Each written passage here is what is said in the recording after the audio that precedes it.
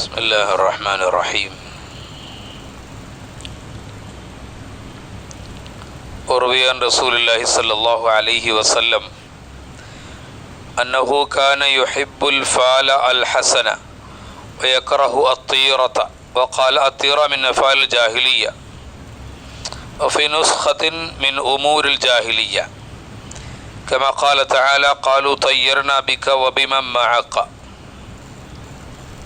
في آية أخرى إنا تطيرنا بكم. ابن عباس رضي الله تعالى عنهما قال كان يقول إذا سمعت صوت طير فقل اللهم لا طير إلا طيرك ولا خير إلا خيرك ولا إله غيرك ولا حول ولا قوة إلا بالله ثم امضي فإنه لا يضرك شيئا بإذن الله.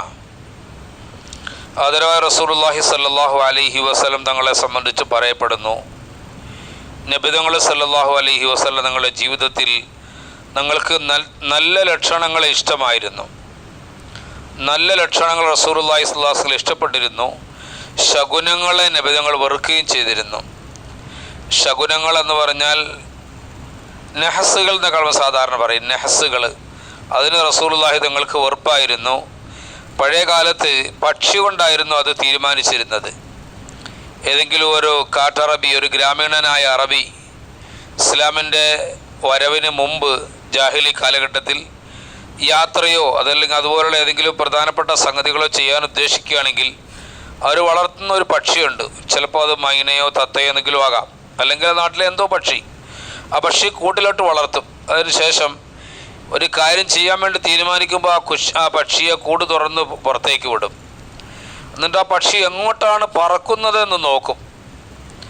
3 തരത്തിലുള്ള പറക്കൽ ആ പക്ഷിക്കുണ്ടാകും. ചിലപ്പോൾ അത് കൂടെ ഇറങ്ങിയതിന് ശേഷം വലതുഭാഗത്തേക്കാണ് പറക്കുന്നതെങ്കിൽ ആ തീരുമാനിച്ച കാര്യം നല്ലതാണ്, നന്മയാണ്, അത് പൂർത്തിയാക്കണമെന്നൊരു തീരുമാനമെടുക്കും.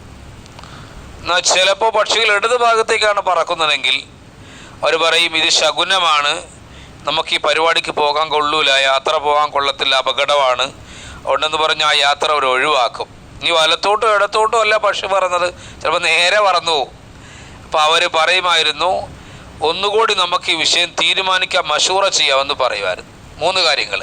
വലത്തോട്ട് പറക്കുകയാണെങ്കിൽ കാര്യം നടപ്പാക്കും, ഇടത്തോട്ട് പറന്നാൽ കാര്യം ഒഴിവാക്കും, നേരെ പറക്കുകയാണെങ്കിൽ വീണ്ടും അത് മശൂറയ്ക്ക് വയ്ക്കും.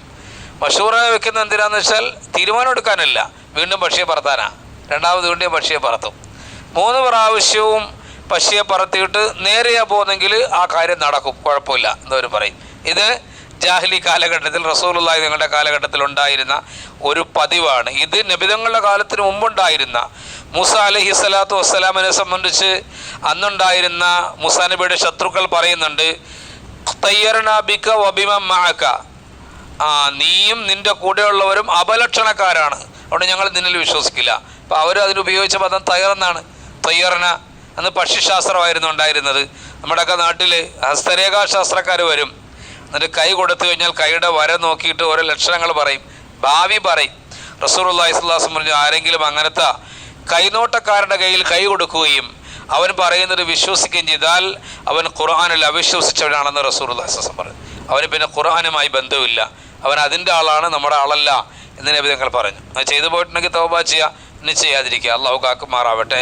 പിന്നെ പ്രധാനപ്പെട്ട കാര്യം ഈമാനുമായി ബന്ധപ്പെട്ട കാര്യമാണ്. അതേപോലെ ചിലർ പക്ഷിയും കൊണ്ട് നടക്കാറുണ്ട്. എന്നിട്ട് പക്ഷി കൂട്ട് തുറന്ന് വിട്ട് കഴിയുമ്പോൾ ഒരു കാർഡ് എടുക്കും. അത് പണ്ട് കാലത്തേ ഉണ്ട്. ആ കാർഡ് എടുത്തിട്ട് കാർഡിൽ എന്താണെന്ന് വായിച്ചു നോക്കിയിട്ട് ആ കാർഡ് വെച്ചായിരിക്കും എന്ത് ചെയ്യുക, അവൻ്റെ ഭാവി തീരുമാനിക്കുക. ഇതിനെ സംബന്ധിച്ച് റസൂലുള്ളാഹി പറഞ്ഞു ഇത് പക്ഷിശാസ്ത്രമാണ്, ഇതിൽ വിശ്വസിക്കുന്നവൻ മുഅ്മിനല്ല, സത്യവിശ്വാസിയല്ല, അവൻ മുസ്ലിം അല്ല എന്ന് റസൂലുള്ളാഹി സ്വല്ലല്ലാഹു അലൈഹി വസല്ലം പറഞ്ഞു. വളരെ കർശനമായ തക്കീതാണ്. ഇബ്നു അബ്ബാസ് റളിയല്ലാഹു തആല അൻഹു പറയുമായിരുന്നു, ഒരിക്കൽ അദ്ദേഹം പറഞ്ഞു നീ എങ്ങോട്ട്, ചില പക്ഷികളുണ്ട് അവരുടെ കാലഘട്ടത്തിൽ, നമ്മുടെയൊക്കെ നാടുകളിൽ പണ്ടുണ്ടായിരുന്ന ഒരു പക്ഷിയാണെന്ന് ഞാൻ കേട്ടിട്ടുണ്ട്, പുള്ളെന്നാ പറയാ. എന്താ പറയുക, പുള്ള് പറയും. പണ്ട് കാലത്ത് ചെറിയ കുട്ടിയായിരിക്കുമ്പോൾ പുള്ള് കരഞ്ഞു കഴിഞ്ഞാൽ മാതാപിതാക്കളെ ഉമ്മമാരൊക്കെ പറയും ലക്ഷണക്കേടാണ്, കുട്ടിക്ക് അസുഖം ഉണ്ടാകും, കുട്ടിക്ക് അപസ്മാരം ഉണ്ടാകും, ഉമ്മുസിബിയാൻ ഉണ്ടാകും എന്നൊക്കെ പറഞ്ഞ് പേടിപ്പിക്കും. അതൊന്നും ശരിയല്ല. ആ പക്ഷിയുടെ ശബ്ദമാണത്. ഒരു പക്ഷിയുണ്ട്, അത് കൂകുന്ന കേട്ടാൽ വിചാരിക്കും മനുഷ്യൻ കൂവുകയാണെന്ന്. ഒരു പക്ഷി ഇങ്ങനെയുണ്ട്, കരയുന്ന കേട്ടാൽ കുഞ്ഞു പിള്ളേർ കരയാന്ന് വിചാരിക്കും. അങ്ങനെ കരയുവാണെങ്കിൽ ഉമ്മമാരെന്ത് പറയും, കുട്ടിശൈത്താൻ വന്നിട്ടുണ്ട്, ചൈത്താൻ കരയാണെന്ന് പറയും. ഒന്നുമില്ല, അള്ളാഹു തആല പക്ഷി കൊടുത്ത സൗണ്ടാണ്. ഇതൊക്കെ ഇതര മതസ്ഥരിൽ നമ്മളിലേക്ക് പകർന്നു കിട്ടിയ അനാവശ്യമായ വിശ്വാസങ്ങളും തെറ്റായ ധാരണകളും ഒക്കെയാണ്. ഇതിനൊന്നും പിറകെ പോകാൻ മുസ്ലിമിന് യാതൊരു അവകാശമില്ല. റസൂലുള്ളാഹി പറഞ്ഞത് ഇബ്നു അബ്ബാസ് റളിയല്ലാഹു അൻഹു പറയാണ്, നീ ഒരു കാര്യത്തിന് വേണ്ടി ഇറങ്ങി. ഇബ്നു അബ്ബാസ് റളിയല്ലാഹു ഒരിക്കലും ഒരു കാര്യത്തിന് വേണ്ടി ഇറങ്ങിയപ്പോൾ ഒരു പശു ചലച്ചു. അപ്പോൾ ഒരാൾ പറഞ്ഞു, പോകരുത്, പശു ചലച്ചിട്ടുണ്ട് എന്ന് പറഞ്ഞു. ഇബ്നു അബ്ബാസ് റളിയല്ലാഹു അൻഹു അല്ലാഹുമ്മ ലാ തഗ്റ ഇല്ലാ തൈറുക്, പക്ഷിയല്ല നീ ആ കാര്യങ്ങൾ തീരുമാനിക്കുന്നത്. വലാ ഖൈറ ഇല്ലാ ഖൈറുക്, നന്മ നൽകുന്നു തിന്മ നൽകുന്നു നീയാണ്. വലാ ഇലാഹ ഖൈറുക്, നീ അല്ലാതെ വേറെ ഇലാഹില്ല എന്ന് പറഞ്ഞ് അദ്ദേഹം മുമ്പോട്ട് പോയി. എന്നിട്ട് കൂടെയുള്ളവരോട് പറയുകയുണ്ടായി, നിങ്ങൾ ഇത് പറഞ്ഞിട്ട് മുമ്പോട്ട് പോവുകയാണെങ്കിൽ നിങ്ങൾക്കൊരു വസ്തുവിനെ ഭയപ്പെടേണ്ടി വരില്ല. പക്ഷിയല്ല, ഇനി അതിനേക്കാൾ വലിയ സാധനം വന്നാലും നിങ്ങൾ പേടിക്കണ്ട എന്ന് കൂടെയുള്ളവർക്ക് പറഞ്ഞു കൊടുക്കുകയുണ്ടായി ഇബ്നു അബ്ബാസ് റളിയല്ലാഹു അൻഹു. ഇത് വളരെ പ്രധാനപ്പെട്ട കാര്യമാണ്. അദ്ദേഹം പറഞ്ഞു, നീ വീടിന് പുറത്തിറങ്ങുമോ ബിസ്മില്ലാഹി വലാ ഹൗല വലാ ഖുവത ഇല്ലാ ബില്ലാഹ് എന്ന് പറഞ്ഞുകൊണ്ട് ഇറങ്ങുക, എന്നാൽ നിനക്ക് യാതൊരു ഉപദ്രവവും ബാധിക്കുകയില്ല. റസൂലുള്ളാഹി തആല പറഞ്ഞൊരു ഹദീസ് നമുക്ക് കാണാം, സുബഹി ആരാണോ നമസ്കരിച്ചത് അവന് അന്ന് നെഹസില്ല. നെഹസ് ചില പേപ്പറിലും കലണ്ടറിലൊക്കെ നെഹസ് പരിശുദ്ധ റമദാൻ്റെ 16-ാം നെഹസാണെന്ന് കലണ്ടറൊക്കെ കണ്ട്. റമദാനെ നെഹസാണ്, പിന്നെ റബീഉൽ അവ്വലിൻ്റെയും മുഹറത്തിൻ്റെ കാര്യം എങ്ങനെ ഇരിക്കും? ഏറ്റവും കൂടിയ മാസം, അതിനകത്തോട്ട് കലണ്ടറിലൊക്കെ നെഹസാണ്. പെണ്ണുങ്ങൾ വിളിച്ച് വയ്ക്കും, അത് നെഹസാണല്ലോ, കല്യാണം വയ്ക്കട്ടെ എന്ന്.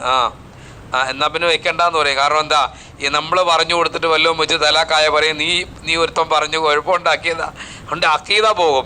ഉമർ റളിയല്ലാഹു അൻഹു ഒരു പ്രഖ്യാപനം നടത്തി. ഫലസ്തീനിലായിരിക്കുമ്പോൾ അത് പ്ലേഗ് ബാധിച്ചു. അപ്പോൾ അബൂബൈദ റളിയല്ലാഹു അൻഹു പ്ലേഗ് ബാധിച്ച മനുഷ്യനാണ്. ഉമർ റളിയല്ലാഹു അൻഹുവിൻ്റെ സൈനിക തലവനായിരുന്നു അബൂബൈദ റളിയല്ലാഹു. പ്ലേഗ് ബാധിച്ച ആദ്യമായി 70 സഹാബാക്കൾ പ്ലേഗിൽ മരിച്ചിട്ടുണ്ട്. ഉമർ റളിയല്ലാഹു അൻഹു അവരോട് പറഞ്ഞു, നിങ്ങൾ പ്ലേഗ് ബാധിച്ച നാട്ടിൽ നിൽക്കുന്നെങ്കിൽ അവിടെ നിന്ന് ഇറങ്ങിപ്പോകാനും പാടില്ല, അങ്ങോട്ട് പോകാനും പാടില്ല. അതെന്താ അങ്ങനെ?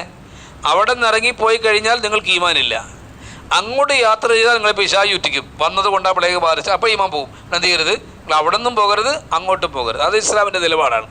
ഇതാണ് അഖീദ വിഷയത്തിൽ വിശ്വാസപരമായ കാര്യങ്ങൾ നമ്മൾ പുലർത്തേണ്ട നിലപാടെന്നാണ് ഈ ഹദീസിലൂടെ നമ്മളെ പഠിപ്പിക്കപ്പെടുന്നത്.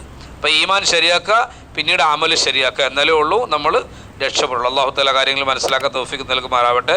സുബ്ഹാനക അല്ലാഹുമ്മ വബിഹംദിക അഷ്ഹദു അല്ലാ ഇലാഹ ഇല്ലാ അൻത അസ്തഗ്ഫിറുക വഅതൂബു ഇലൈക്.